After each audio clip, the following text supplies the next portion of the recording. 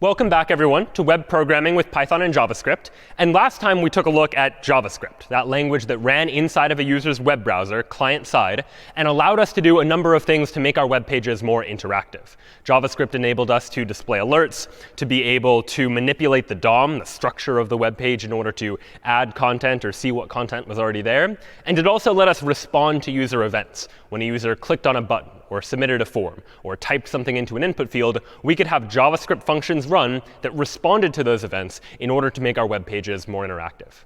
Today, we're going to continue that conversation, in particular, taking a look at user interface design, looking at some common paradigms in terms of user interfaces, and how we can leverage JavaScript to be able to achieve those goals, to create interactive user interfaces that will be valuable when users are interacting with our applications. So one of the more common paradigms, especially nowadays in web programming, is the idea of single-page applications. Thus far, if we wanted to create a web application that has multiple different pages, we've generally done that via multiple different routes in our Django web application, for example, where you go to /something to get one page and /something else in order to get another page. But commonly using JavaScript, we have the ability to create single-page applications, where the entire web page is really just a single page. And then we use JavaScript to manipulate the DOM, to replace portions of the page with things we want to replace. And this has a number of advantages, one of them being that we only need to make modifications to the part of the page that is actually changing. If, for example, you have 5 different pages, but the general layout and structure of the page is pretty similar, when you switch between pages, rather than load an entirely new page, you can just load the part of the page that is changing. And this is especially helpful for applications that are changing quite frequently. So let's take a look now at how we could implement, for example, a very simple single-page application. So let's imagine, for example, that we want a single-page application that just displays 3 different pages, but all included in the same page. I'll go ahead and create a new file that I'll call singlepage.html, inside of which we'll include our usual HTML tags. And inside the body of this page now, I'm going to include 3 different sections of the page to represent the 3 different pages I might want to display to the user. So I'll have a div whose ID is page 1 that maybe just has a heading that says this is page 1. And you could imagine there's more content on these pages as well. A div whose ID is page 2. We'll say this is page 2. And then one final div whose ID is page 3 that has a heading that says this is page 3, for example. Now, right now, if I were to open up singlepage.html, what we'd see is we see all 3 pages at the same time. And now that's probably not what we want. What we really want is, by default, to hide these pages until we want to view the pages one at a time, for example. So one thing I could do is use CSS to be able to toggle whether or not something is visible, adding some style tags to my page to say that by default, all of my divs should have a display property set to none, meaning they're not visible. They're not displayed on the screen. Now, if I refresh the page, I don't actually see any of the 3 headings that I had there before. But what I'd really like is for some buttons now to allow me to toggle between these 3 pages. So I'll give myself 3 buttons. One button that says page 1, one button that says page 2, and one button that says page 3, for example. And I need some mechanism for these buttons to know when you click on this button what page should be displayed. So I'll go ahead and use data attributes, which we saw last time with JavaScript, to add some additional information to these particular HTML elements, where I'll give the first button a data-page value of page 1, the second one a data-page value of page 2, and the third one a data-page value of page 3. Here again, just providing information so that later, when I write some JavaScript, I can have the JavaScript code look at the data-page attribute to say that when you click on this button, you should let me see the div whose ID is page 1. That's what this is going to allow us to signal.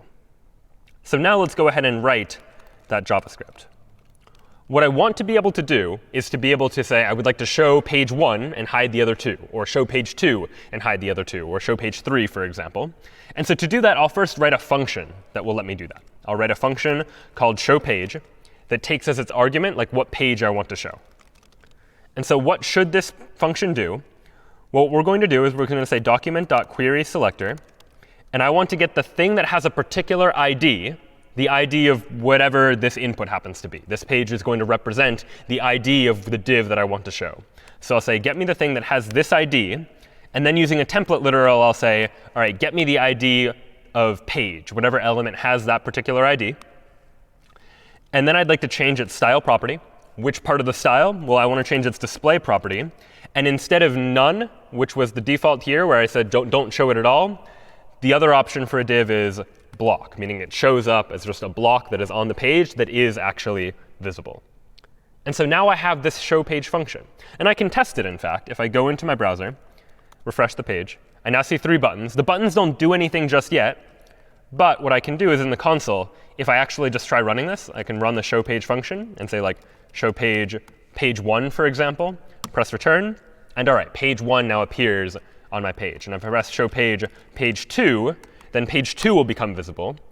And all right, that did half of what I wanted. Page 2 is now visible, but so is page 1. So I probably want it such that if I ever show a page, I hide the other pages first. Like hide all the pages and then show page 2, or hide all the pages and then show page 3.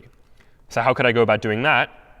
Well, first, I might want to just, when I show a page, first hide all of the other pages, hide all the pages. So to get all the pages, I'll do document.querySelector all. Get all of the divs, which is what I'm using to enclose the pages. And now, for each one of those, again, effectively creating a loop where I'm looping over each of the divs, for each div, let's go ahead and set the div.style.display property equal to none. And so what this show page function is now doing is it is first querying for all of the divs, which are simulating my pages inside of this single page application. And for each one of the divs, we're going to pass it as input into this function, which is the argument to for each, again, using this arrow function notation, which is just a shorthand way of expressing a function, where I'm here saying that for each of the divs, we'll go ahead and modify its style property, setting display equal to none, meaning don't show any of the divs, and then show only the div that was requested. So now this should solve the problem of multiple pages appearing simultaneously. That if I go back to this page, and I click or write show page 1, then page 1 appears. But if I run show page of page 2, then page 2 appears, but page 1 disappears. And likewise, when I show page 3, that shows page 3, but not the other 2. So I can manipulate which page is visible all via the console. But now what I'd like to do is get these buttons to actually work, where if I click on one of the buttons, that has the effect of actually displaying the requested page. So in order to do that, well, I want to attach some event listeners to these buttons, which means I need to wait until those buttons have loaded onto the page. So we'll use document.addEventListener, DOM content loaded. Again, waiting until all of the content on the page has been loaded. And then and only then will I say, let's go ahead and query selector all for all of the buttons. And for each one of those buttons, let's go ahead and attach an event listener to each of those buttons. So I'm querying for all of the buttons and saying for each of the buttons, I would like to do this with each button. And what I'd like to do is say button.onClick when the button is clicked on. Go ahead and run this function. I'd like to show page. And which page do I want to show? Well, I want to show whatever page is in the page part of the button's data set. And to get it, the current button, the button that has been clicked on, recall that when we're inside of an event handler, we can take advantage of the JavaScript keyword this, which refers to whatever element has received the event. So whatever button in this case that was clicked on. So I can say this.dataset.page to mean that, all right, for each of the buttons, when the button is clicked on, we're saying button.onClick for each of the buttons. Run this function when the button is clicked. We'd like to show a page. Which page do we want to show? We'll take this button, the button that received the event, access its data properties, access its data page attribute, which are down here, either page 1 or page 2 or page 3, and go ahead and just call the show page function that we wrote a moment ago. So now that we've done that, we've attached these event handlers to the buttons. So now if I refresh the page, I can click on these buttons and toggle between any of the 3 pages.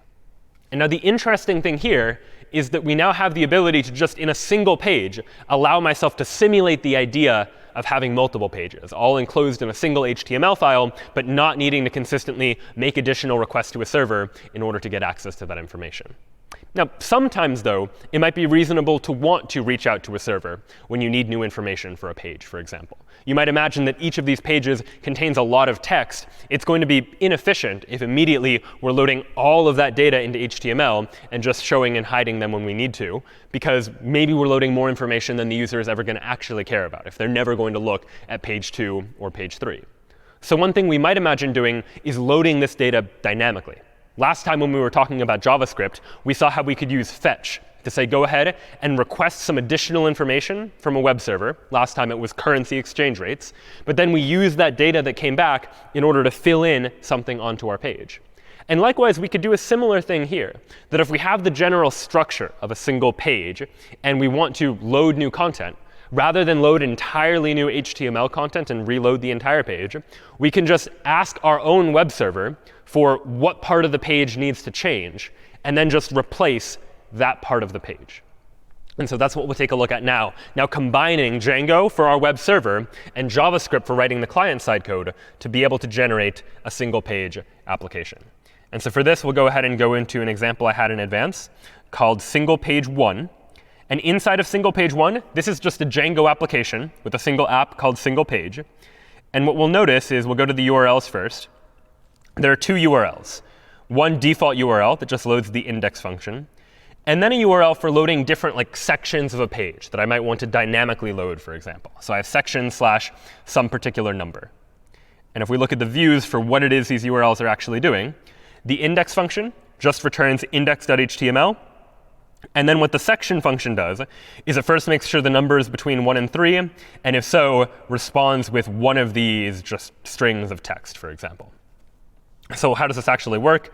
If I go into single page 1 and run the server, if I go to this URL /section/1, for example, what I get is this block of text. And if I go to /section/2, I get that block of text. Section/3, a different block of text altogether. So just different text. And I'd like to incorporate this text into an existing HTML page, for instance. So here I'll go into index.html, this template that gets loaded when I go to the default route. And inside of index.html, what we'll see is I have a show section function that behaves very similar to the show page function we saw from a moment ago. But instead, what show section is going to do is it's going to fetch what text I should display on the page from my own web server. I'm fetching from /sections/ fill in a number here, number like 1 or 2 or 3. When I get the response, in the past, we've seen how we can convert that response into JSON data if it's some structured data. We can also just convert the response into plain text. Then I'll take that text, console.log it just so we can see it in the log output, but then go ahead and query select for the content of the page, something that has an ID of content, update its inner HTML, and set it equal to that text. So what this entire function is now doing is it is going to reach out to my server, figure out what text content belongs in the new section, and fill in the part of my page accordingly with the text that comes back from that HTTP request. And then down further below, inside of the page, we'll see that I have a hello heading, 3 buttons that toggle between the different sections. Each of them has a data-section attribute this time for which section should be loaded. And then a div that is initially blank just for the content of the page. So putting this all together now, if I go to the default route, I see hello plus 3 buttons to give me a choice between 3 different sections. And if I click section 1, what's going to happen is JavaScript is going to query /section/1, ask for the text. It gets that text back, and it's going to fill it in into the page. Section 1, section 2, and section 3. So very similar to before, but unlike what we had before where all of the text was being loaded into the HTML page all at once, now we're using asynchronous JavaScript to only dynamically load information when we need it. When we click on a section, then it's going to make the request for what content needs to be filled in, and it's going to fill it in.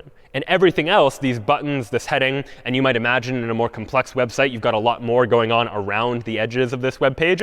All of that stays the same. We don't need to reload any of that information. We're only reloading the portion of the page that actually changes as we toggle between these various different section headings. Now, this seems to be an advantage in some ways, that maybe we can be more efficient about how we run our single-page applications like this. One thing we seem to lose, though, is the notion of maintaining state inside of the URL. That generally the URL gives you an indication for what page you're on. You're on something like /1 if you're on section 1, or /2 if you're on section 2, /3 for section 3. But of course, we're staying on the same page in all of these examples. Whenever I click a button, section 1 or 2 or 3, the URL is never changing. The URL stays the same. It turns out there's a way in JavaScript to manipulate that URL, taking advantage of what's known as the JavaScript history API, where I can push something to the history, meaning update the URL and actually save that inside the user's browser history, so later on they could potentially go back to that. And to do that, I'll show you yet another example inside of single page 2, which is very similar, except inside of index.html, I've added a couple additional things. One is that when I click on a button, meaning when I click on section 1 or section 2 or section 3, I've added this line here, history.pushState. What history.pushState is going to do is it is going to basically add a new element to my browsing history, where I first specify any data associated with the state. So in particular, I'm storing a JavaScript object representing what section number is being represented here. Next is a title parameter that most web browsers actually ignore, so that can generally be the empty string. But the third argument here is what should go in the URL. And what I want to go in the URL in this case is something like section followed by the section number. So I can go to /section1 or /section2 or /section3, for instance, and those will appear in the URL bar when I click on a different page. Then what I want to be able to support is the ability to say, when I go back through my history, if I click the back button in my web browser, I'd like to go back from section 3 to section 2 if that was the page I visited previously. And there turns out to be an event handler for that as well. Window.onPopState, meaning when I pop something off of the history, like go back in my history, we have the ability to take some event as an argument. And if you look at event.state.section, which I've run console.log on so we can take a look at it in a moment, we'll see what state was stored associated with that part of the user's history. And I can go ahead and show that section. So all in all, when I run this web application, going into single page 2 this time, when I run the server, I see hello, 3 sections for buttons. When I click on one of those buttons, not only do I see text, but I also see in the URL bar that I'm now on /section1. That has been pushed onto my history, and I've updated the URL to reflect that too. I click section 2, that updates the URL as well. Section 3 updates the URL too. And when I've pushed things onto my history, I've associated some state with them so that I can go back if I ever need to. And in fact, if I open up the JavaScript console now, and I go back, for example, back to section 2, what you'll see is that what gets logged is the number 2. When I print out, like, what is the current section that's associated with this URL, it's saving that state, that I should be loading section number 2. And so it does load section number 2 here. So there's certainly nothing wrong with the original paradigm of just loading different pages dynamically using Django, like make a request and get a response. But oftentimes, as you begin to imagine applications where a lot of things are changing on the same page simultaneously, you might imagine social networking websites where a lot of things stay the same, but new posts might be added, and you might be looking at different parts of the same page. Being able to dynamically load information, request additional information, and then display it on the page can actually be quite powerful, a way to make your web pages a little bit more interactive. So that then is how we might build single-page applications, taking advantage of JavaScript to asynchronously load new data, and then taking advantage of this history API that let us add things to the URL, add things to the user's browsing history, such that we could go back to them later by listening for window.onPopState. And it turns out that window object that we get access to in JavaScript is quite powerful. It represents the physical window on the computer's screen that displays all of their web content. And there are certain properties of that window we can look at that allow us to enable some interesting features. So for example, your window is really described by what the user actually sees inside of their window in Google Chrome or Safari or whatever web browser they happen to be using. And there are a couple of properties that might be of use. Something like window.innerWidth will represent how wide is the window, which might be useful to know like the size of the user's screen, for example, to know how many pixels wide the window happens to be. And just as there's a window.innerWidth, there's also a window.innerHeight that represents the height of the window as well. Now, window represents the physical part that they're actually seeing. We've also seen another variable that JavaScript gives us access to, and that is this document object. So what is the difference between the window and the document? Well, the document generally represents the entire web page. But if web pages are long, oftentimes the web page doesn't fit entirely inside of the window, that you generally have to scroll through an entire web page, and the window is only showing you one portion of that page at any given time. So you can represent the document as like this big vertical section that goes beyond the window. There might be part of the document that is above the window, part of the document that is below the window as well. So window.scrollY is another variable you have access to on the window. And window.scrollY represents how many pixels far down have you scrolled. So if you're at the top of the page, window.scrollY is 0. You haven't scrolled at all. But as you begin to scroll, if you want to know how far the user has scrolled on a page, you can look at window.scrollY to figure out the number of pixels the user has scrolled in the y direction, the up and down direction. And the entire height of the page is represented in document.body.offsetHeight. That represents how tall the entire height of the document is. And we talk about all this in addition to things like window.innerHeight and window.innerWidth, because using all of these values together, you can begin to do some interesting calculations. So one thing you might want to detect, for example, is has the user scrolled down to the bottom of the page or not? That might be something you care about knowing. And it turns out there isn't an event listener that does this automatically, but we can calculate it in order to try and figure this out. If innerHeight is the height of the window, scroll y is how far vertically the user has scrolled, and document body offset height is the entire height of the document, you can ask yourself, what needs to be true if the user has scrolled to the bottom of the page? And well, if the user has scrolled to the bottom of the page, well then scroll y plus the inner height, meaning the amount that they've scrolled, plus the height of the window, that must be at least or equal to document body offset height, meaning the amount that they scrolled plus the window takes you down to the bottom of the page, to the end of the page, to however tall the document happens to be. And using that mathematical comparison, we can actually detect when the user has reached the bottom of the page. And we can actually try and now put that into practice. So I'll go ahead and open up an example that I have here called scroll.html. And all scroll.html has right now is 100 paragraphs. Inside of the body tag, I have a P for paragraph, paragraph 1, paragraph 2, so on and so forth. I have 100 paragraphs inside of the body of this HTML page. And that's all that really is there right now, such that now if I go ahead and open scroll.html, I see that I have 100 paragraphs that I can scroll through. And what I might like to do is detect when I've reached the bottom of the page, and maybe do something when I do so, something like change the color of the page, for instance. So how might I go about doing that? Well, I'm going to need some JavaScript. So I'm going to add some JavaScript. And I'll add an event listener for window.onScroll. OnScroll is an event that listens for when I'm scrolling through the window. And when I scroll through the window, we'll go ahead and run this function. I'll just use an arrow function as a shorthand here. What do I want to calculate? Well, I want to calculate if window.innerHeight, meaning the height of the window itself, plus window.scrollY, meaning the amount that I've scrolled, if that is at least document.body.offsetHeight, well, that means I must have scrolled to the bottom of the page, or maybe even a little bit further if there's a little wiggle room to scroll past the end of the page. So if this is true, well, then I've reached the end of the page. And then we'll go ahead and say document.querySelector body. And let's go ahead and change its style, in particular change its background color, and change the background color to green. Otherwise, if we haven't reached the end of the page, then we'll take the body of the page and change its background color to white. So what we're now doing here is taking advantage of the properties we know of this window object, saying when we scroll the window, let's check to see if we add this up and at least the height of the entire document, we've reached the end of the page. Go ahead and change the style of the background of the body accordingly. Otherwise, change the background to white, or leave it at white if it already is.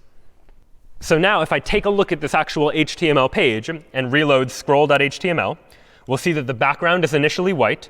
But as I scroll down, once I reach the bottom, we'll see that the page changes to green.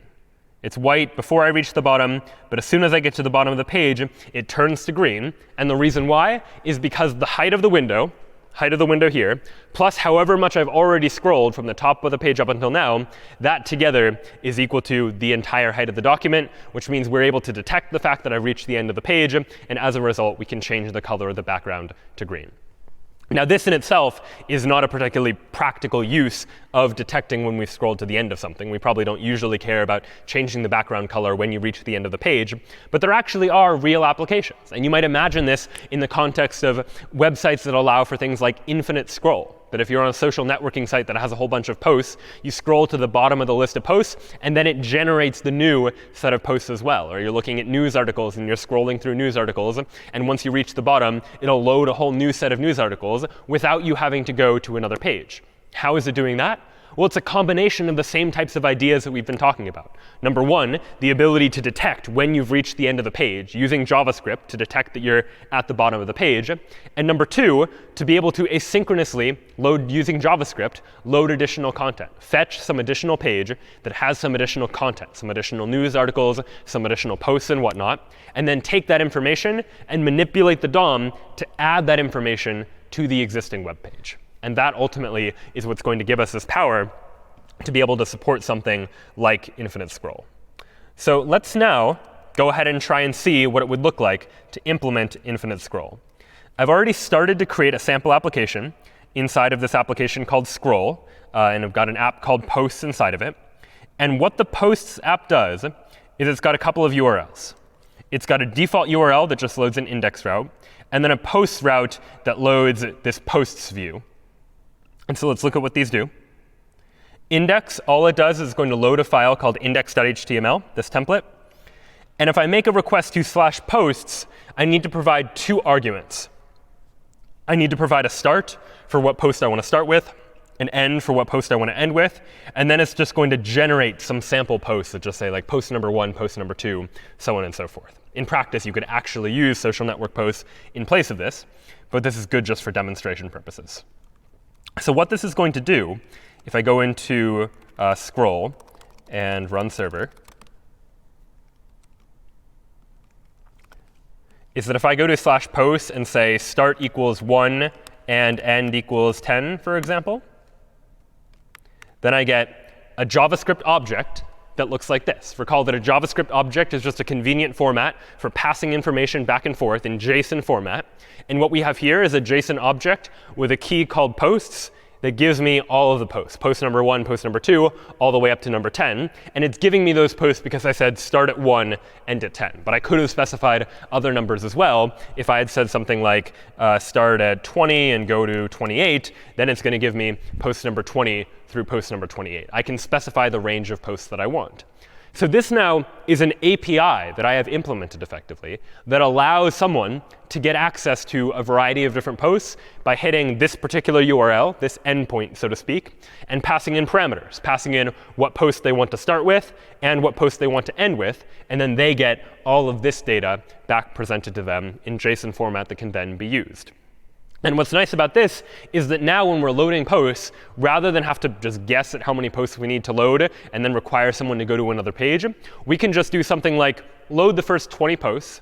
And now what we'd like to do is if they reach the end of the page, go ahead and load the next 20 posts by hitting this API endpoint, getting the next 20 posts, and then filling that into the HTML page.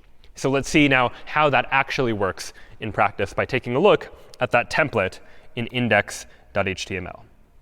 So we'll go into templates, index.html. And there's a fair bit of JavaScript here. But look at the body first. The body just has a div for all the posts that initially is going to be empty. Now here's what the JavaScript is going to do, and we'll walk through it. We start with the first post. So counter is going to keep track of what post we need to load next. By default, we're just going to start by loading post number 1. We have a variable called quantity that's going to tell us how many posts are we going to load at a time. Let's just say load 20 posts at a time. So start with 1 to 20, then 21 to 40, 41 to 60, so on and so forth. And when DOM content is loaded, go ahead and just call this function that's called load. And what the load function does is it figures out what the start and end should be. It fetches all the new posts. And then for each of the posts that comes back, it figures out what the So we're asynchronously asking for new posts. And what the add post function does is it creates a new div, populates the post inside of it, and adds it to the DOM. So now that we have these parts, the ability to load new posts as by fetching from some URL all of the posts that we care about, and then for each of those posts that comes back, add something new to the DOM as by creating a new HTML element and inserting it into the page, we have the ability to dynamically load all of these posts. So if I go not to /posts, but just to this default route, I'll see that we have something like 20 posts that all show up. But just 20 posts. Because every time I call the load function, that is going to load the next set of posts, for example. And so what I can do is in the console, if I try running the load function just by calling it myself, press return, after a second or so, the next set of posts show up, 21 all the way through 40. I call load again, the next set of posts show up, 41 through 60. 20 posts at a time, all using that asynchronous JavaScript. But now what I'd like to happen is for all of this to happen on its own, without me having to intervene and manually write JavaScript calls. I would just like to say, well, the same type of logic as before. Window.onScroll. Let's go ahead and say, if window.innerHeight plus window.scrollY is at least document.body.offsetHeight, meaning if I have scrolled to the end of the page, well then, just go ahead and call the load function. That's all these lines are doing. Every time I scroll, we check. Did we scroll to the end of the page? And if we did scroll to the end of the page, then go ahead and load the next set of posts. So now, I refresh the page. I see post 1 all the way up through post 20. Now watch what happens when I get to post 20. If I scroll to the bottom, after a second, the next set of posts appears. I scroll to the bottom again, I'm at 40. And then after a second, the next set appears. Every time I scroll to the bottom, more posts are going to load after that, allowing me to effectively implement this idea of infinite scrolling by taking advantage of some JavaScript techniques, where I can check for when I've got to the end of the page, and then dynamically do something as a result of that, something like load some additional pages onto the screen. And so here, too, a lot of power to be had inside of JavaScript. And a lot of where the power of user interface comes from is from how it is that the user interface interacts with the user, thinking about what the user is going to do and how the page should interact as a result. Something like user scrolls to the end of the page, and they see some new pages show up as well. And one technique we can use for just making HTML elements a little more responsive, a little bit more interesting, is by adding some animation to them as well, the ability for things to move around and change their properties in some way. And it turns out that CSS has support for animation. CSS has already given us support for things like styling elements, saying we want this element to be of this color and this size, for example. But it also gives us the ability to animate those properties as well, to change the size of something or change the position of something over some amount of time. And so let's now take a look at an example of what that might actually look like. I'll go ahead and create a new file, and I'll call it animate.html. And inside of animate.html, I'll go ahead and start by including our usual HTML. Title is animate. And what I'd like to do is just add a little bit of animation using CSS into this particular page. I'm going to start with just a heading that says something like welcome, for example. It's just going to display a welcome message, such that now, if I open animate.html, here's what I see. Just a message that says welcome. But now let's add some CSS to it. Let's go into the style tag. And for h1, for this heading, I'd like to apply a particular animation to it. And I first need to specify what the animation's name is going to be. And I can pick a name for the animation. I'll say something like grow, for example. I'll set the animation's duration to be 2 seconds. And then the animation fill mode is like, what direction should the animation move in? Should it go forwards or should it go backwards? We'll generally want our animations to go forward. So they're making some sort of forward progress according to some rules that we're going to specify. So here I'm saying we're going to animate all of our headings using an animation called grow. And now I need to define what that animation actually does. And to do that, up above in style, I'm going to say at keyframes grow. And what this is going to allow me to do is specify some keyframes for this particular element, meaning where should the element start, what should its style properties be, and then at the end, what should its style properties be. And CSS is going to take care of the process of figuring out what needs to happen in all those intermediary fractions of seconds, for example. So what I can say is something like, go ahead and grow from, meaning what should its initial properties be? And maybe initially I want it to have a font size of 20 pixels. And then we'll say to font size of 100 pixels, for example. So all in all, what this is saying is I would like to apply an animation called grow to all of my headings. This animation should last 2 seconds and go forwards. And what is the grow animation going to do? Well, it's going to mean at the start, anything that obeys the grow animation will start with a font size of 20 pixels. And at the end, it will grow to a font size of 100 pixels. And I have now defined what it is that that animation means. So now, if I go ahead and refresh this page, animate.html, you'll see that welcome changes size. Over the course of 2 seconds, it goes from smaller to larger by obeying those keyframes. I told it to obey this particular set of instructions where it goes from a particular font size to another font size. And as a result, we see the effect here on the page. And it turns out you can do more than just manipulate size. You can manipulate just about any CSS property you want. So if I tell the heading that it should have a relative position, meaning its position should be relative to other elements or other things in its parent, I can say you should change your position from being 0% away from the left side of the screen to being 50% of the way from the left side of the screen. And at this point, grow is probably not the best name for this animation. I'll call it move instead. So animation name is move. And so now what this animation is going to do is it's going to say, when you run the animation, go from being right next to the left side of the screen to being about 50 away from the left side of the screen. So I can go ahead and rerun this. And we see that's the animation that takes place. It goes from the left all the way back up to about halfway across the screen. Refresh the page, and it goes ahead and does the exact same thing. And it turns out we don't just need to specify a beginning point and an end point for an animation. We can specify various different keyframes for different points within the animation that we would like to capture. Something like at the beginning of the animation, have this set of CSS properties. Maybe halfway through the animation, have a different set of CSS properties. And then at the very end, have yet another set of CSS properties. So I could say something like, if I want the heading not just to move from left to right, but also to move back again, I can say at the beginning, at the 0% point, when you're 0% of the way through the animation, you should be 0% away from the left-hand side. When you're 50% of the way through the animation, you should be 50% away from the left-hand side. And then when you're done with the animation, 100% of the way through, let's go back to 0% away from the left-hand side. I now have 3 keyframes: beginning of the animation, middle of the animation, back to the beginning of the animation again. And the effect of this is if I refresh the page, we go to the right, and then we go back. We're able to move one direction and then move back. And there are other properties we can use to manipulate these animations as well. I can set the animation iteration count, for example, to 2, to mean rather than just do the animation once and then stop, do the animation twice and then stop. So I refresh, it goes to the right, and then it goes left, and then it repeats that a second time.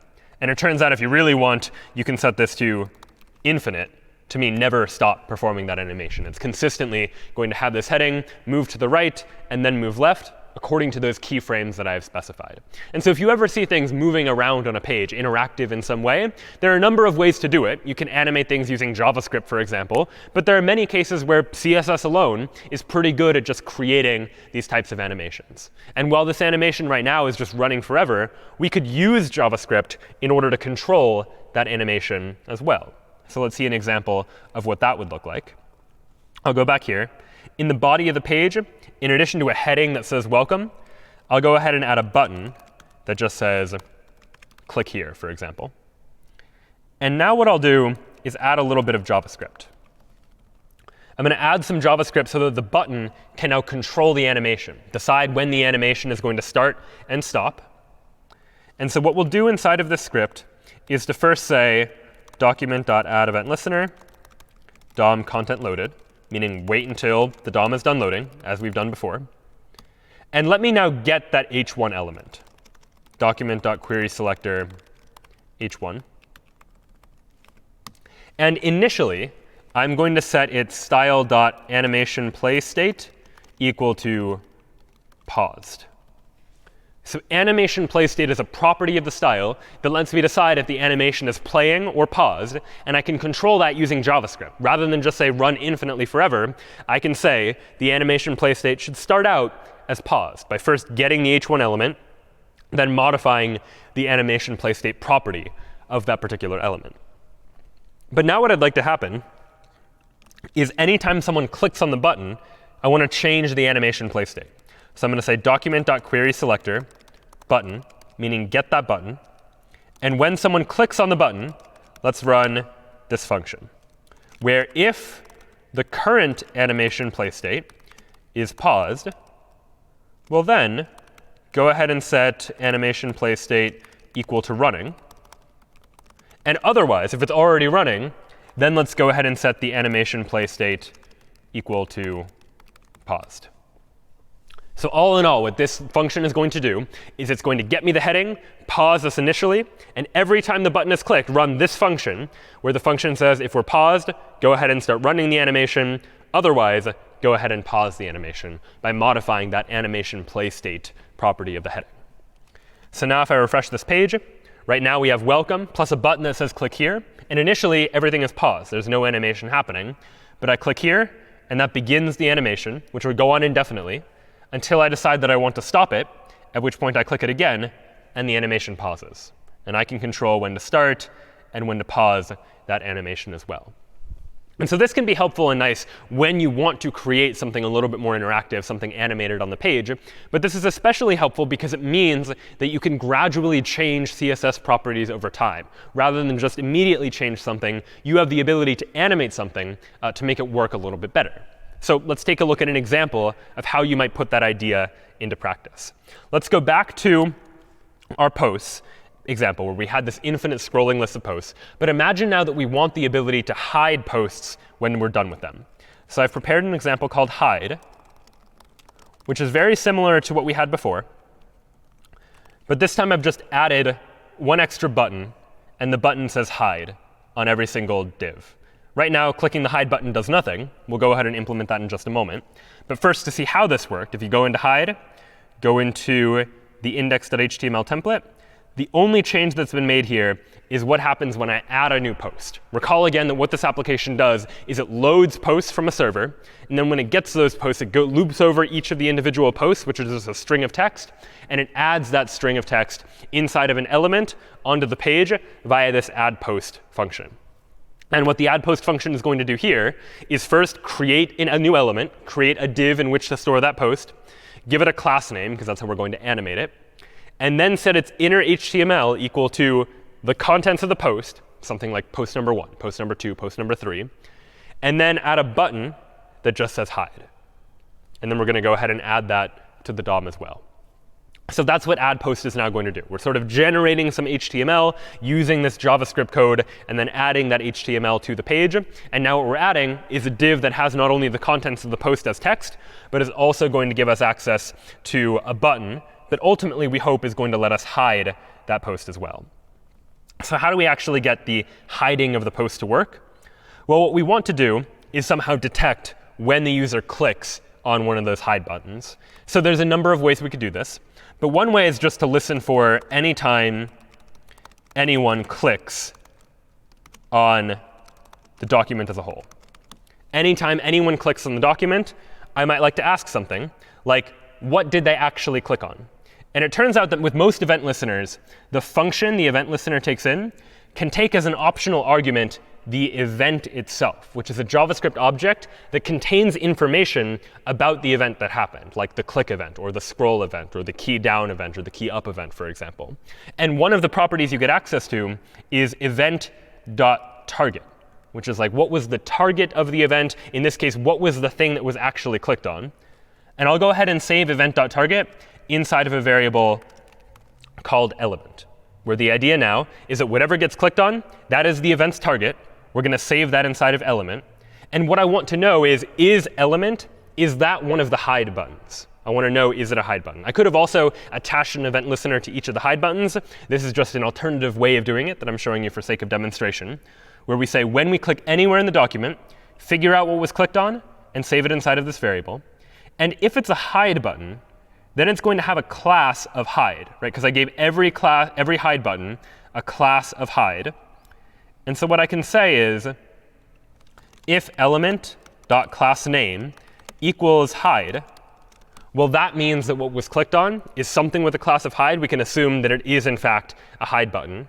And then what I want to do is I can do something like element.remove to say, go ahead and get rid of that element. So now what does this do? If I refresh the page, let's try it. Post number 1, if I hide it, I want to hide post number 1. All right, that didn't quite work. It was close. It got rid of the hide button, but I didn't want to get rid of the hide button. I wanted to get rid of the whole post. So what's going on here is it seems to be that if the element's class name is hide, meaning I clicked on a hide button, element.remove just removes that element. It removes the hide button, but it doesn't remove the post that contains it. And if you think about this in terms of the DOM, the post is a div, and its child element is the button, this hide button. And so you remove the button, but it doesn't also remove the post as well. If you want to remove the post as well, you need to remove not the element, but the element's parent. And in JavaScript, it turns out there's a way to do that too. Rather than element.remove, I can say element.parentElement.remove to say take the element, get its parent, and remove that. So now I refresh the page. Now I see post 1. I want to hide it. I hide post 1. And all right, now I see post 2. And post 1 has gone away. If I want to hide post 3, I hide post 3. Now post 3 is gone. Now I go straight from post 2 to post 4. So this works, but it's also not immediately obvious what's going on. Like, because all of the posts are the exact same height, when I get rid of posts 1 and 3, it's not immediately obvious to the eye that they've gone away, because posts 2 and 4, they look almost exactly the same. You really have to be paying attention to know that the hiding worked. And so this can be a time where animation can actually be quite helpful. So what I can do is say something like, let's go ahead and give this post an animation associated with every post. We'll give it an animation name called hide, an animation duration of 2 seconds. We'll say it'll take you 2 seconds in order to hide. And an animation fill mode of forwards. I want to go forwards with the animation. And initially, I'll give the post an animation play state of paused. Meaning, initially, I don't want the animation to be running because I don't want to hide all the posts immediately. Pause this animation. Later, we'll go ahead and run the animation in order to actually hide the post. Then I need to define what does it actually mean to hide the post. And I'll say, well, all right, at the 0% mark, what does it mean? Let's give yourselves an opacity of 1. Opacity is a CSS property that just controls how opaque or how transparent an HTML element happens to be. And at the end, 100% of the way done with the animation, we'll set opacity to 0. So initially, we can fully see the element. At the end, the element is totally transparent. And now what I need to do is actually trigger this to happen somehow. So this is probably going to happen inside of my event listener, where instead of removing the element right away, let me just take the parent element and set its animation play state equal to running, for example. Meaning, when I click the hide button, go ahead and run the animation that will change the opacity from 1 to 0 over the course of a couple of seconds. And then, if I really want to, I can add another event listener to say, take the parent element, add event listener. There's an event called animation end, which happens when the animation is over. And then I can say, all right, when the animation is over, we'll then go ahead and remove the element. So all in all, rather than just immediately remove the element when I click on the button that says hide, what I'd like to do is say, if you click on a button and the button is hide, go ahead and get the parent element, not the hide button, but the post itself, set its animation play state to running, meaning run the hide animation, and then add an event listener to the parent, to that post as a whole, to say when the animation is over, go ahead and remove that entire post from the DOM altogether. So what is the effect of all of this now, of having this animation and running it? Well, now, if I refresh the page, I see all these posts. If I try and hide like post number 2, for example, you'll see that the opacity changes, and then it slowly disappears, and then only after it's totally transparent, the post disappears entirely. So I can say hide post number 4, it disappears, and then post number 5 jumps up to fill its place. And I can do that for any of these posts, triggering the animation when I click on the hide button. And so this is part of the value of what animation can do, is to be able to make our user interfaces a little more pleasant from the perspective of the user by not immediately getting rid of a post, but by having a nice fade out so it disappears nicely. Now, even this is not perfect animation-wise. Like, one thing you might notice is that it jumps up as soon as the post is gone. If I hide post number 3, I hide it, it disappears, and post 5 sort of jumps up very abruptly in order to fill its place. What I might like is to be a little bit cleverer, to somehow shrink the size of the post after it's gone so that the post doesn't jump into place, but it slides a little bit more naturally into place. And so there's some additional things I can play with here. Maybe I want to say that, all right, let me make this animation a multiple part animation. So here, instead of just from 0 to 100% setting the opacity from 1 to 0, maybe in the first 75% of the animation, that will take care of reducing the opacity, going down from 1 all the way down to 0. But in the last 25% of the animation, we'll still end with an opacity of 0. But anything that creates vertical space, I want to reduce down to 0. So the height should be 0 pixels. The line height, which is how high the text is, should also be 0 pixels. Any padding, I want to go away. It turns out I've added some margin to the bottom of the post. I want to make that go away as well. So I want to set all of those to 0 from whatever their initial values happen to be. That initially the height is like 100% of what the height could be. Likewise for line height, 100% of the parent. Initially I have like 20 pixels of padding and a margin at the bottom of 10 pixels. And I want all of that to still be true 75% of the way through the animation. But it's only in the last 25% of the animation that I want to set all of these vertical height properties down to 0. I want to remove all the height, remove the line height, remove all the padding. And the effect of this is I'll have an animation now where for the first 75% of the animation, the only thing that changes is the opacity. The opacity goes from 1, fully visible, to 0, fully transparent. And then in the last 25% of the animation, the post is already transparent. You can't see it. But it's still taking up physical space on the page. But we're going to now reduce the height of that post so that now you won't be able to see it at all. So now if I refresh this page, here again are all the posts. But now if I click hide on a particular post, we'll see that it first fades out, and then its height shrinks so that the next post slides very nicely into place. I can do that again. Hide the post, it's transparent, and then it slides into place. And this, again, is just an application of this idea of CSS animations, using properties of animation to make our interfaces a little bit nicer to use, a little bit clearer visually to the user that one post has gone away, and the rest of the posts have now scrolled up in order to take their place. So now we've been able to use JavaScript to create a lot of nice user interfaces. We've been able to create single-page applications, to create infinite scrolling, to be able to create some animations as well, and use JavaScript to be able to control them. But one thing you might be realizing at this point is that our applications are starting to get fairly complicated. There's a lot of JavaScript code needed to manipulate a lot of different parts of our application at the same time. And you can imagine that as web pages start to get more complex, and as you want to start making them more interactive and more dynamic, there's going to be a lot of JavaScript code required in order to keep everything in sync, in order to make sure that all of the elements are updated when they should, so on and so forth. And it's for that reason that in recent years, a lot of JavaScript has now turned to some JavaScript libraries or frameworks that allow to more efficiently and more effectively create user interfaces that are more interactive and more reactive. And one of the most popular of these is a framework known as React. React is a JavaScript library that is going to enable us to be able to design user interfaces that are very interactive, where the content of the web page updates automatically based on some underlying state. And what we'll do now is take a look at a brief taste of React to get a sense for how frameworks like it can actually work and can help us in designing some interactive and useful interfaces for users to be able to interact with.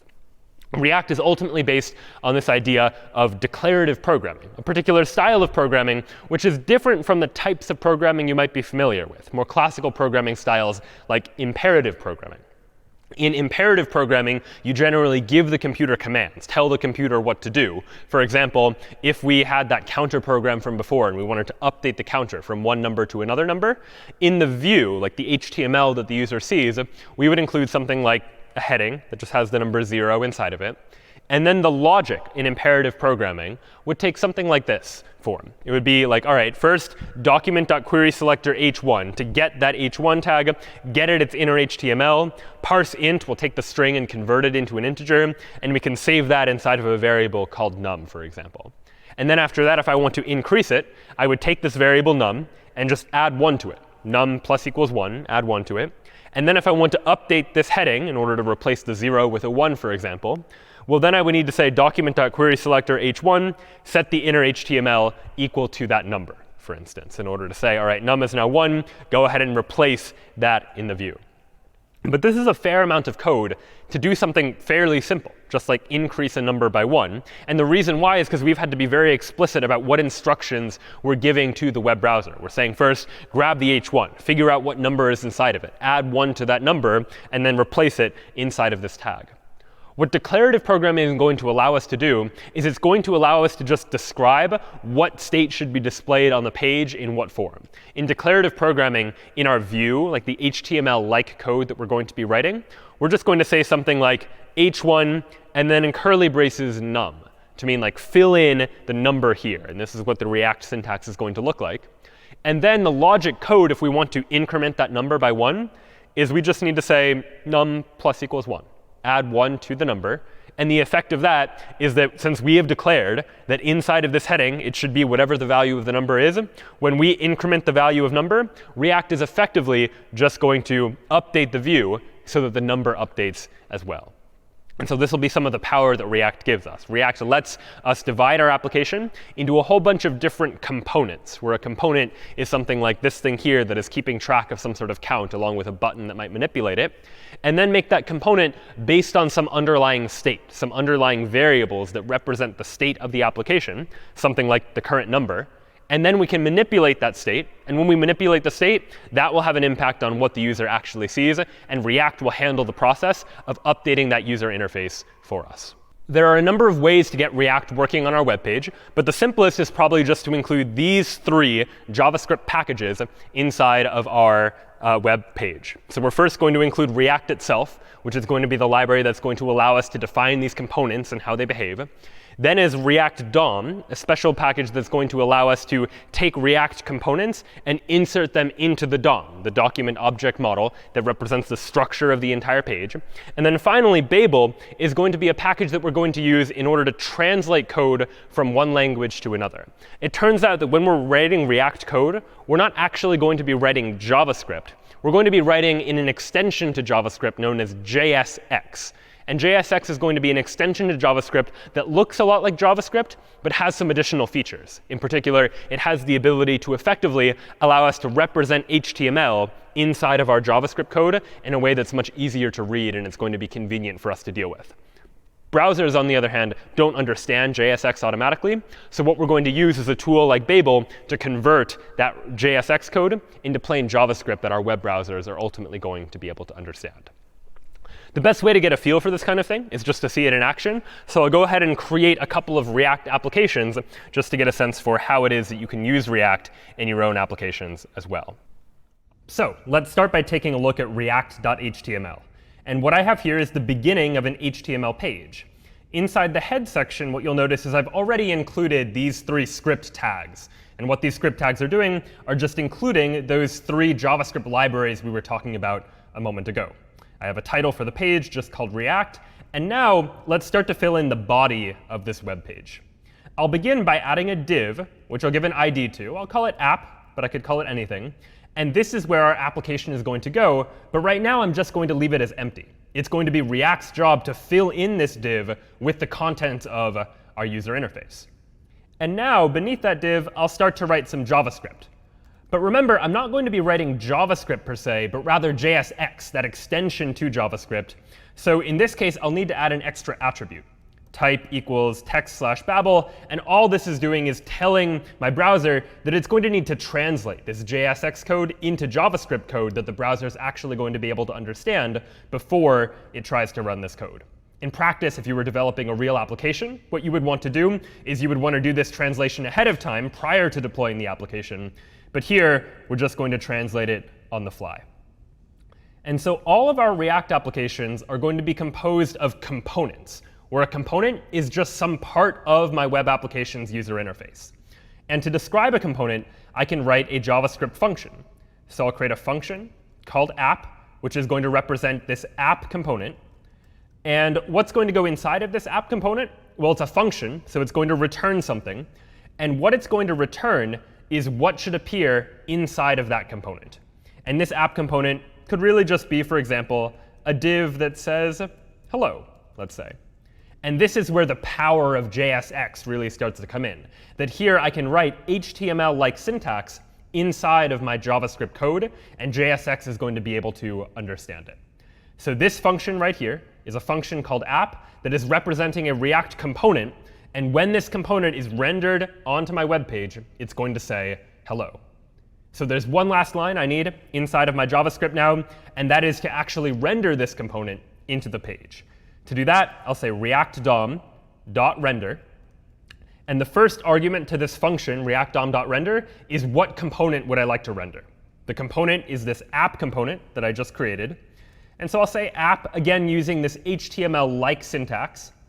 And then the second argument is where on the page would I like to render this component. And I want to render this component right here on line 10, where I have a div whose ID is app. So I'll need to add some JavaScript code to find that particular div. And to do that, I can just say document.querySelector, and then hash app to say find the element with an ID of app, and that is where I would like to render this app component. So I first created this empty div. Then I defined this function representing a React component. And then after that, we're going to render that component inside of the HTML page itself. So now if we were to open a browser and see what this page actually looks like, I'll make the text a little bit bigger. You see that we actually do see the word hello. And if I make a change to the component and refresh the page, it will change the page as well. So if the component instead displayed hello world, well, then I refresh the page, and the page now also says hello world.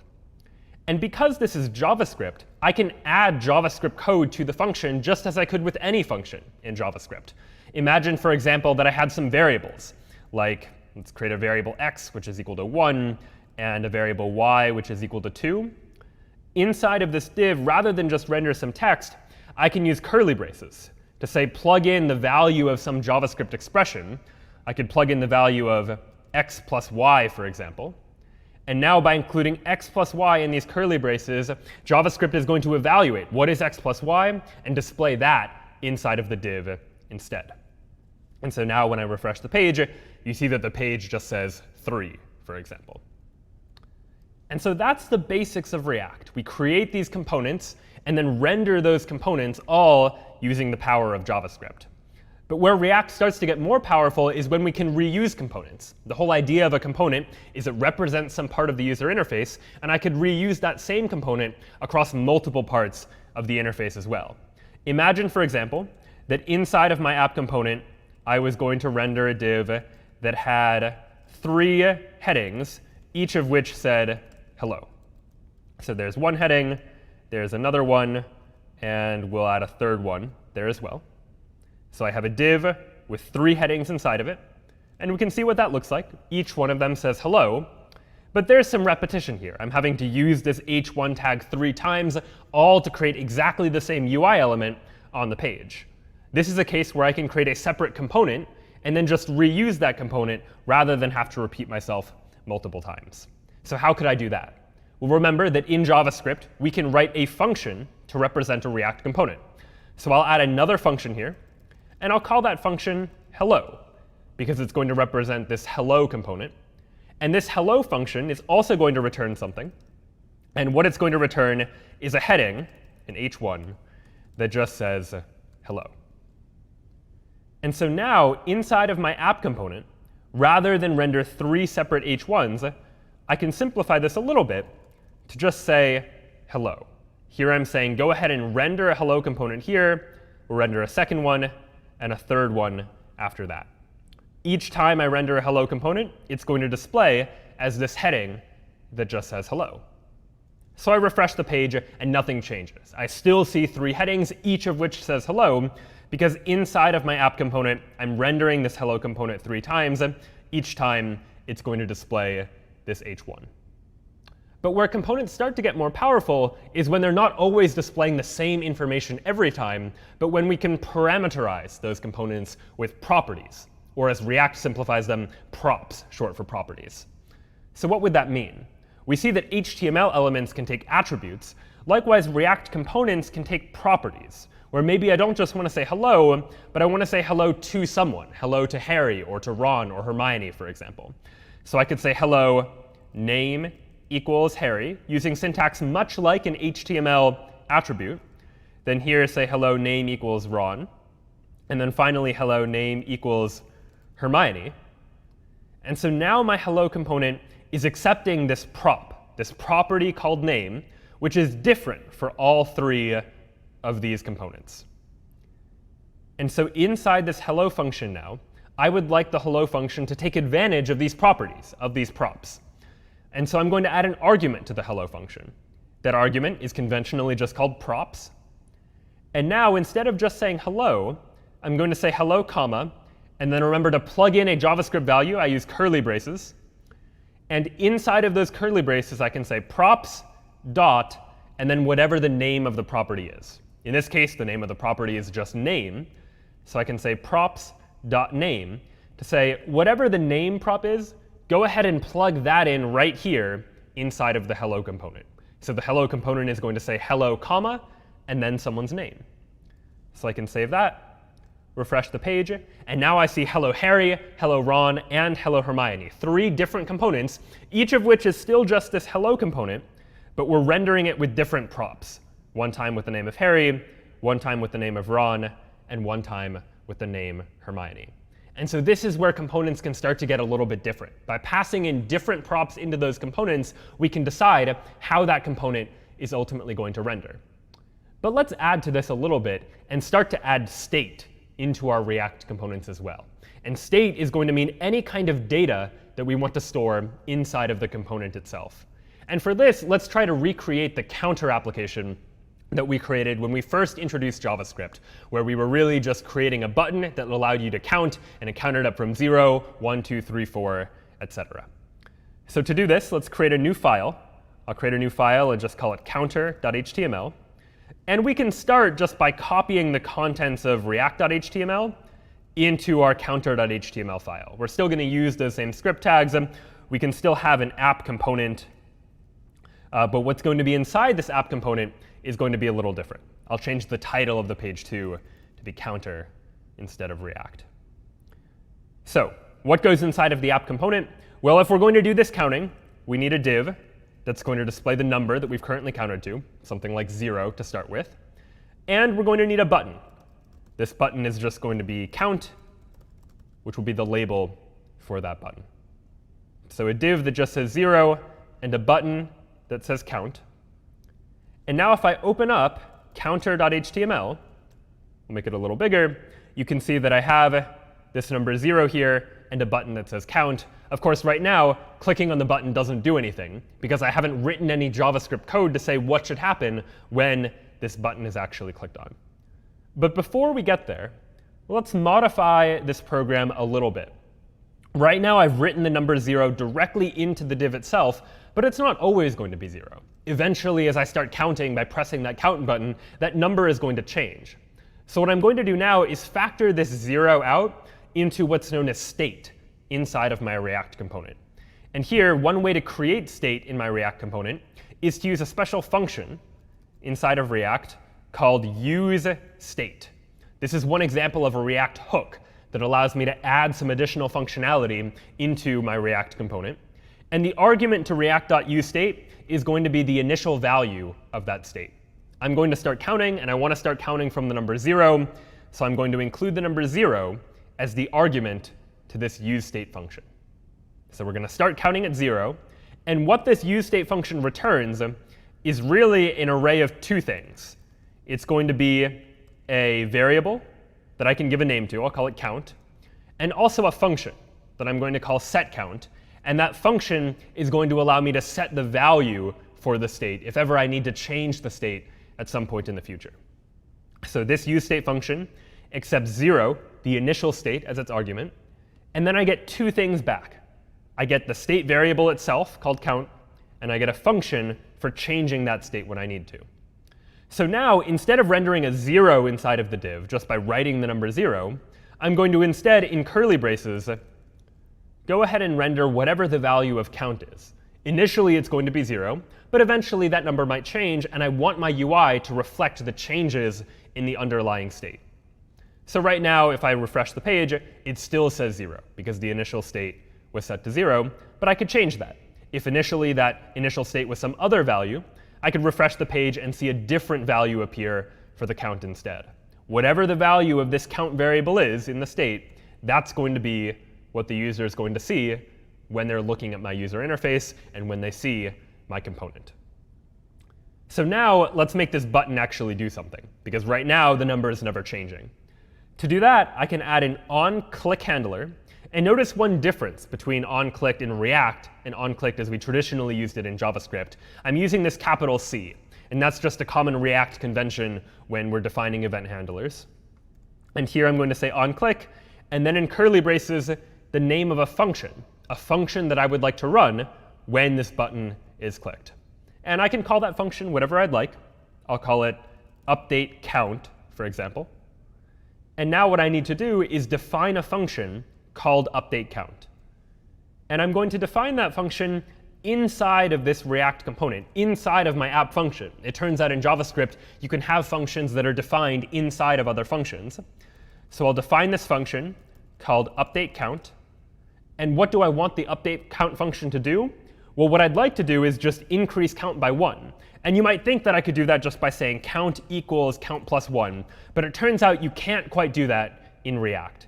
In React, whenever I'm using this use state, if I want to change the state, I have to use this function that useState provides to me for whenever I want to set the new value of the state. So rather than count equals count plus 1, I have to use this setCount function. And the argument to setCount is going to be count plus 1. So setCount is this function that is going to change the underlying state inside of my component. And the argument is, what should the new state be? And in this case, it's just going to be count plus 1, one more than whatever the count was before. So I can save that. And I'll go ahead and refresh the page. It starts out at 0. But every time I click on this count button, you'll notice the count increases by 1. And again, I have no code that's saying go into the div and change whatever is inside of the div. All I have inside of this div is this reference to this state variable count. And whenever the state changes, JavaScript and in turn React knows that what React needs to do is to recreate this component, re-render the component by displaying the new value of this state variable. And then when the button is clicked on, we're able to run this function to change the value of that underlying state. So by taking advantage of these React components with state, we can start to represent information inside of our components and then define what our component is going to display as just by representing HTML in terms of that underlying state, deciding how we should use that state in order to render an interface that the user is ultimately going to see. So let's now try and put these pieces together and create a web application that uses these abilities of React to define state and to manipulate that state, and in turn, update a user interface based on changes that are happening to that underlying state. And we'll create an application that will just display some simple mathematical questions to the user and quiz the user on some basic addition facts, for example. So let's create that application. I'll create a new file and call it addition.html. And inside of addition.html, I'll start again just by copying the contents of this counter.html file, because the framework, the structure of this page will be similar. But I'll go ahead and clear out what's inside of my app component, at least for now. And so what would I like for my app component to render? Well, let's go ahead and render a div. And if I want to create an application that's going to ask the user some mathematical questions and then prompt the user to type in an answer, there are at least two parts of this user interface that I'm going to need. I'm going to need a place to display the addition fact answer, like what is 1 plus 2, for example. And then I'll need an input field where the user can type in their response to that question and then see if they got the question right or wrong. So inside the div, I'll start by creating a div that displays the question itself, something like 1 plus 2. And then beneath that, I'll just add an input field. Eventually, we'll add more to this user interface. But for now, all we really need is a div that displays the mathematical question and an input for the user to type in their response. So now if I go ahead and go to addition.html, here's what I see. I'll make it a little bit bigger. I see 1 plus 2, and then an input field where the user could start to type in their response. But just as we did before, I don't want to literally write the numbers 1 and 2 into what I'm returning. Instead, I want these 1 and 2 to be based on some underlying state inside of my application. The application is going to maintain state about what two numbers to add together, and then it's going to display a user interface based on that state. So what could I do here? Well, one thing I could do is, again, use react.useState, start this number off as 1, and maybe call this num1, and then a function to set number 1. And then I could do it again. Let's create num2 and set num2 to be react.useState2. And I could have two different pieces of state, num1 and num2, each of which has a different function, set num1 and set num2, that are each representing the two different numbers that I would like to add together.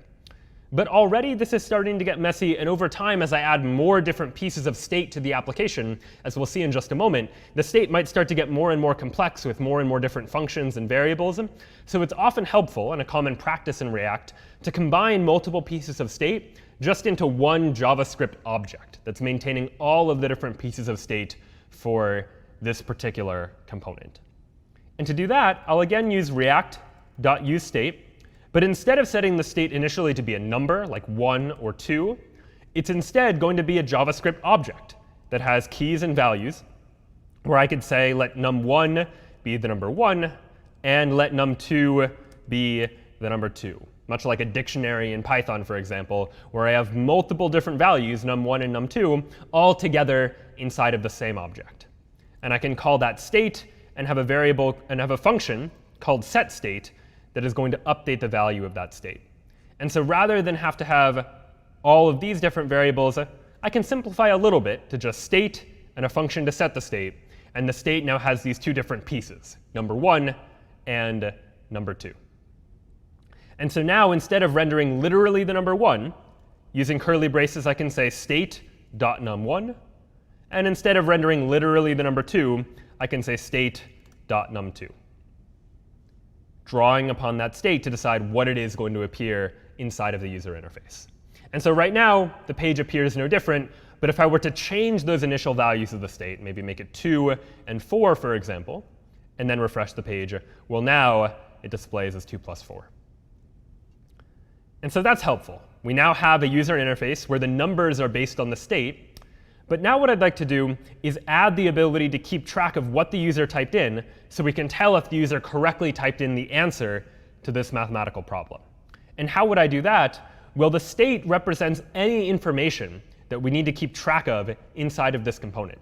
And so in addition to storing the two numbers inside of the state, I likely also need to keep track of a third piece of information, which is the response. What did the user type in into this text field? And so I'll add a third part of the state called response that initially will just be the empty string. Will just be nothing. And then this input field, I'm going to give it a value. And the value is going to be state.response. Whatever the user typed in as the response, that's stored inside of the state. And that is going to be the value of what shows up in the input field. And so that way, whatever is in the input field will have access to it inside of this state.response variable. But there is a problem. And here's the problem. I'll try refreshing the page. I'll go into this text field, and let's say I know the answer. I know 2 plus 4 is equal to 6. I'm now going to press 6 on my keyboard. But as I press 6 on the keyboard, nothing's happening. No 6 is appearing inside of the text field, even though I am pressing the key on the keyboard. So why is that? Why is the text field not updating? Well, the reason is the value of the input field, whatever appears in the input field, is this value, state.response. And state.response is always this empty string. I'm never changing what state.response is equal to. And so I need to change this a little bit. I need to add, as an attribute to this input field, onChange, meaning when the input field changes, I need to do something. And I'll call a function that I can call updateResponse.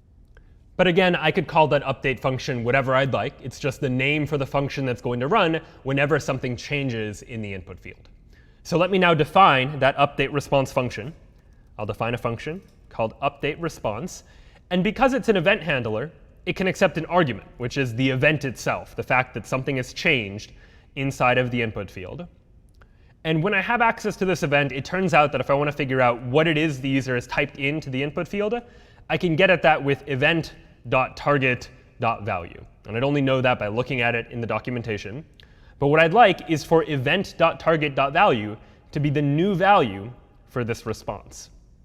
And so what I'd like to do is do something like this. Set state. And what should the new value of the state be?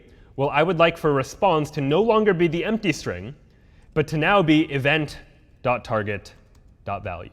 And that is going to be the new value for response. But I'm not quite done yet, because state doesn't just have response as one of the parts of the state. The state also has num1 and num2. And those two pieces aren't really changing. So I could say, all right, num1 is just going to be whatever state.num1 was, that's not changing. And num2 is going to be whatever state.num2 was, that's not changing. The only thing that's changing is the response. But this is starting to get a little bit verbose, and especially if I start adding more and more different pieces to the state, it's going to become difficult to manage if I constantly have to repeat myself for all of the parts of the state that aren't changing. Ideally, what I'd like to do is just specify the parts of the state that will change and ignore everything else. And so one shorthand way to do that in JavaScript is to use what's known as the spread operator. And it looks like this, ... and then state. And what this is saying is just use the existing values of the state for everything else, like num1 and num2. The only thing to override is the new value for the response. And so this syntax here is my way of saying I would like to update the state. Everything should stay the same except for response, which is now going to be event.target.value. In other words, whatever it is the user typed into that input field. And so I'll go ahead and refresh the page. And now if I type a number like 6, you actually see that number appear in the input field. So that's great. We've now displayed a question where the numbers are stored in the state, and the user can type in a response where that response is also stored in the state. Now what I'd like is when the user presses the Enter key on their keyboard, we check, did they get the answer right, or did they get the answer wrong? And so how would I do that? Well, the first thing I need to do is in this input field somehow detect when a key is pressed. When a key is pressed, what I'd like to do is check to see if it was the Enter key. And if it was the Enter key, then let's go ahead and check to see what the actual sum of the two numbers is and see if the user got that right or wrong. So let's add an event handler. On key press is going to be equal to something. Again, I can name this function whatever I'd like. I'll call it input key press. But again, I could name that anything. And now let's define that input key press function. So up above, I'm going to define this function called input key press. Again, it takes that event as its argument. And this event is going to happen anytime a key is pressed, regardless of whether it's a letter or a number or the Enter key. And so I want to check to make sure that the key is actually the Enter key. That's the only time that I want to now check to see if they got the question right or wrong. So I'll add here a condition. It's just JavaScript. So I can say if event.key is equal to Enter, well then, let's go ahead and check. And otherwise, we don't have to do anything. I don't need an else case here because nothing should happen unless it's the Enter key that was actually pressed. And so now, how do I check to see if the user got the answer right or wrong?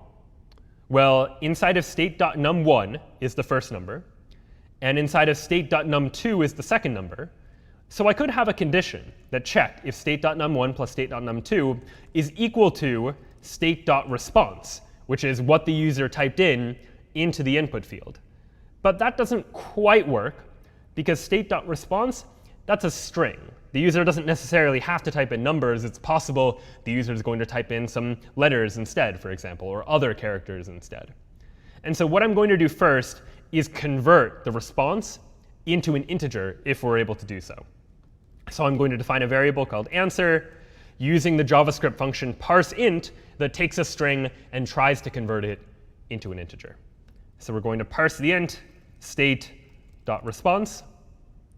And now we can check if number 1 plus number 2 is equal to the answer.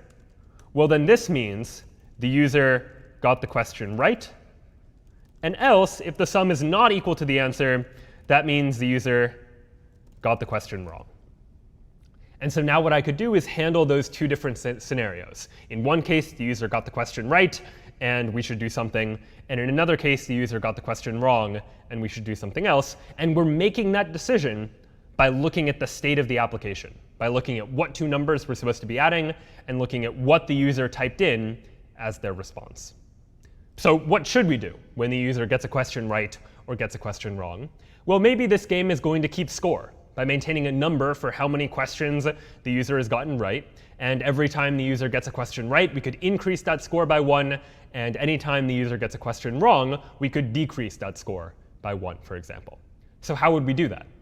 Well, the score is some piece of state inside of the application. And so we're going to need to add to the state. Right now in the state, we're storing a number 1, a number 2, and a response. I'll add to that a score, where the score is going to start out as just 0. And we can render that score on the page. If I scroll down to where we're returning the div to render, let's add another div that says the score is, and then using curly braces, plug in whatever the value of state.score is. Whatever the score is, let's figure that out from the state, and let's display that in the user interface. So now this user interface shows not only a question and an input field, but also a score. And the score starts out as just the number 0. So let's now go back to this function. When a key is pressed, if it's the enter key, let's check to see if they got the answer right or wrong. We check, did the user actually get the question right? If so, what should we do? Well, we should increase the score. And how do we do that? We do that by calling the setState function. All of the state is going to be the same, so using that ... state spread operator. The only thing that's different is the score is going to be state.score plus 1. So we're updating the state to increase the score by 1. And if the user gets the question wrong, let's set the state to be ... state, and then the score is going to be state.score minus 1. So if the user gets the question right, we increase the score by 1. Otherwise, we decrease the score by 1. And let's test that to see what it actually looks like when we try this in the user interface. I'll refresh the page. 2 plus 4. If I type in the correct answer, 6, press return, the score increases by 1. If I typed in the wrong answer, let's say 8, press return, the score decreases by 1. So this appears to work. Depending on whether I get the question right or wrong, the score is able to update, increasing or decreasing based on the result of that condition. Now, this game is pretty easy to get a high score on right now, because I can just keep pressing return over and over and over. And the question's never changing. My response is already there. And so the score keeps going up and up and up. So let's make the game a little bit more interesting. Every time the user gets a question right, let's display a new question for them to answer. And how would we do that? Well, the question that's displayed to the user is based on two underlying pieces of the state of the component. It's based on state.num1, and it's based on state.num2. So if I want to change the question, all I have to do is when the user gets the question right, and I'm updating the state, instead of only updating the score, let's also update num1 and num2. And I could set these to be specific values, maybe like 5 and 10, for example. But let's make it more interesting and display a random number every time. We'll generate a random number, and so the user will be adding two random numbers together every time they get a new question right. How do we generate a random number? Well, math.random is a JavaScript function that generates a random number between 0 and 1. We can multiply it by 10, so now we're getting a number between 0 and 10. But we don't want any decimals to appear in the number. So I'll go ahead and take the ceiling of the number, math.ceil, to say if the number was like 5.8, we'll just go ahead and round that up to 6, for example. And we'll do the same thing for number 2. We'll take the ceiling of math.random times 10. So every time the user gets a question right, we'll update num1 and num2 to be new random numbers generated just like this. And so let's go back and try it again. We see 2 plus 4. I type in the correct answer, 6, and the question changes. 8 plus 5, I type in the correct answer, press return. My score increases, and the question changes again. This time, if I get the answer wrong, I type in 10, for example. Watch my score decrease. It went from 2 down to 1, but the question didn't change. Now I get another opportunity to try to answer this question, and when I answer it correctly, the score increases again from 1 to 2. So this game is starting to come along now. It's keeping track of my score. It's displaying different questions. There is at least one user interface quirk right now, and that is the fact that at the moment, when I get a question right and press return, I type in 6 and press return, the 6 still stays there. Ideally, I get a new question. I'd like to clear out the response so the user can just type in whatever the new answer is, rather than have to delete whatever they typed in before and then type in a new number. So how could we do that? Reset whatever is inside of the input field. Well, what's typed into the input field is stored inside of the state of my component. It's stored inside of state.response. And so if I wanted to change that, all I would have to do is say, let's change the response to be the empty string. When the user gets a question right, we're going to update these two numbers, increase the score, and also clear out the response so that it's just the empty string. And I can do the same thing if the user gets a question wrong. Decrease the score by 1, but also clear out that response back to the empty string so that there's nothing there. And so now we get a question. I type in an answer, press return, and the input field clears out. I get a new question, and the score increases by 1. 4 separate pieces of state, all changing at the same time, and that gets reflected in the user interface that I'm now able to see. So I type in another value, and the score increases, and everything updates again.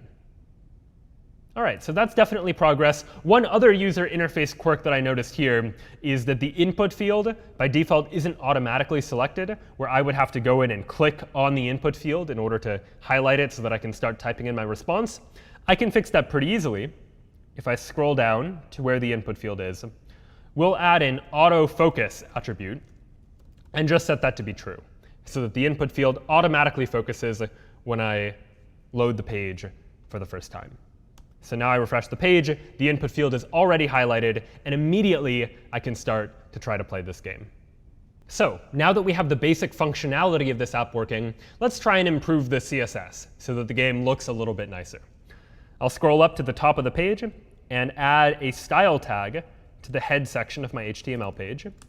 And I'd like for this entire app to be centered. So I'll say text align is going to be center. And I'm going to set the font family to be sans serif, because I prefer that font for this particular game. So I refresh the page, and now everything is centered, and the font is different than what the default was. And what else would I like to have changed? Well, this problem, 2 plus 4, maybe I'd like for that to be bigger. I'd like the problem to be big, and the score beneath that, that can stay the same size that it is right now. So how would I do that? Well, if I go back to the HTML here, I'll go ahead and give this div where I'm displaying the problem, number 1 plus number 2, I'll give it an ID of problem. And then if I scroll back up, I'll say for the element with an ID of problem, let's go ahead and set the font size to be 72 pixels, for example, just to make it bigger. And so now I see a big math equation, 2 plus 4, for example, the input field, and then the smaller score beneath it. So that's a nice UI enhancement a little bit. And now I can play the game, get a question right, and the score increases. I get a question wrong, and I get to try again. But maybe I'd like to offer more of a visual indication that the user got a question wrong. Maybe any time the user gets a question wrong, I'd like to change the color of this text. Instead of being black, instead it should be red when the user gets a question wrong. And how could I go about doing that? Well, we can change the color of something just by using CSS. If we had like a class called incorrect, for example, if I scroll down here and give this div a class name, which is how you add a class in React, of incorrect, then I could use this class name to style it as red or not red. So I could say anything that has a class of incorrect, let's go ahead and give that a color of red. And so now, because I gave this problem a class of incorrect, and I said turn all incorrect text to be red, we now see this text appear as red. But this, again, is not quite what I want. I don't want it to be red all of the time. I only want it to be red when the user has just gotten a question wrong, when they were just incorrect in answering a mathematical question. And so how could I represent that information inside of my application? Well, I'm going to need some additional state. State, again, is any information that I need to keep track of inside of my component. And now it seems that in addition to the response and the score and the numbers, I also want to keep track of, did the user just answer a question incorrectly or not? So I'll add another piece to the state. I'll call it incorrect. And initially, it will be false. They didn't just get something incorrect. And now here, if I scroll down to this class name, rather than have it be incorrect all the time, let me add, in curly braces, an expression. I'll say if state.incorrect is true, using the ternary operator with a question mark, then the class should be incorrect. But otherwise, it shouldn't have a class of incorrect. It'll just be the empty string. And so this expression here allows me to change the class of an HTML element based on the underlying state. If state.incorrect is true, then this div will have a class of incorrect, and otherwise, it won't. And so now when I load the page for the first time, the text appears as black. And what I need to do is when the user gets a question wrong, I need to change the state to indicate that they just got a question wrong. How do I do that? Well, here is the set state call when the user gets a question wrong. And in that case, I'll go ahead and set incorrect equal to true. And when the user gets a question right, we'll go ahead and set incorrect equal to false. We're modifying this one additional piece of state based on whether the user got the question right or wrong. So now, if I load the page, answer a question correctly, the score increases, and I get a new question. But if I answer a question incorrectly and press return, you'll notice the score decreases, the input field clears out, and the text changes color, because I changed the value of that incorrect part of the underlying state. And based on that, we were able to see the text color change as well. If I now get a question correct, press return, the text color changes back to black, and the score increases. And let's now add one final piece of state, or one final change to the UI for this application. Let's give me a way to win this game. Maybe once I get to a score of 10 by answering 10 questions correctly, then we're going to win the game. And how could I do that? Well, remember that each React component can just be a JavaScript function. And this function is just immediately returning this div. But it's a function, so I can add additional logic to it. I can say if state.score is equal to 10, for example, then rather than render the old div, let's return a new div. This div is just going to display something like u1. And so that I can style it, I'll give it an ID. The ID will be winner. And if the ID is winner, let's go ahead and make the font size 72 pixels. And let's make the color green if I win. So I added some CSS just to style it. But really, the only new logic is further down below, where I'm here saying, check the state. If the score is 10, well, that means we win. So instead of returning the new problem, just return a div that says you won the game. So let's try that now. I get these questions. Every time I answer a question, you're noticing that the score is going to increase by 1. And every time we're generating new random numbers to display as what's going to appear in the user interface. And once I get to question number 10, if I answer it correctly, press return, the entire UI changes. Instead of the problem and an input field and a score, I just see in green large text that I won. And again, I was able to do that by looking here at this condition, where we're looking at the value of the state. And if the state is 10, we're deciding what to render. And this, again, is one of the great powers of React, this ability to use this underlying state, and based on the value of the underlying state, decide what it is the user should see in their user interface. And React is just one of many libraries that do this type of thing. Other popular ones include Angular and Vue, where all of these are just these web frameworks that make it easy to be able to create applications that are able to respond to some underlying state, so that you, the programmer, don't have to worry about constantly having to manipulate various different parts of the page, which especially as you imagine websites like Facebook or Twitter, where there are many things happening on the page at the same time. Every time a new tweet comes in, you might get a notification and see a new post in your main area of your news feed. So these are the types of things that you might want the application to be able to more easily handle for you, where you describe what the state is, you describe what the page should look like based on that underlying state, and let the library, whether it's React or something else, begin to handle the process of doing that for you. And the world of user interfaces is changing pretty quickly. That a lot changes in user interfaces in terms of the technologies and the tools that are quite popular.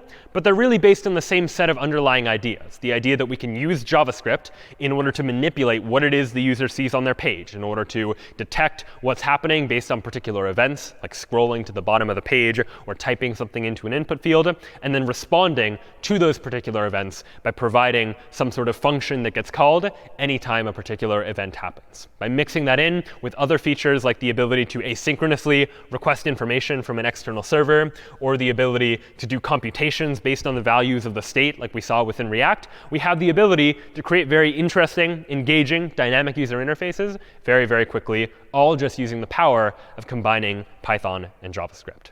That was web programming with Python and JavaScript for today. We'll see you next time.